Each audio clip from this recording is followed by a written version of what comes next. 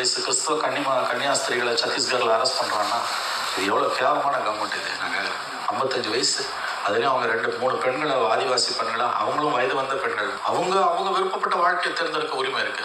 அவங்கள அடிச்சு ஸ்டேஷன்ல கேரளாவோட பிஜேபி யூனிட் கதறுது. எஸ் இல்ல அவங்க மதமாற்றம் பண்ணலன்னு. ஆனா சத்தீஸ்கர் பிஜேபி அதெல்லாம் கிடையாது.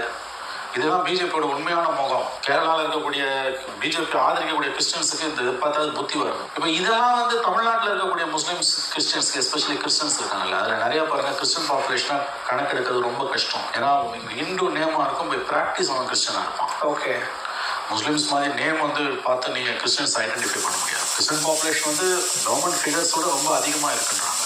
ஆக்சுவலாக ஈவன் மாநில அரசோட உளவுத்துறை அறிக்கையின்படியே என்னால் உறுதியாக சொல்ல முடியும், இந்த கொரோனா காலத்தில் கணிசமான அளவு அந்த எண்ணிக்கை உயர்ந்திருக்கிறது. அஃப்கோர்ஸ் அது உரிமை. ஏன்னா இந்தியாவில் யார் வேணால் எந்த மதத்தை வேணால் பின்பற்றலாம். மதத்தை பிரச்சாரம் பண்ணுறதுக்கும் தான்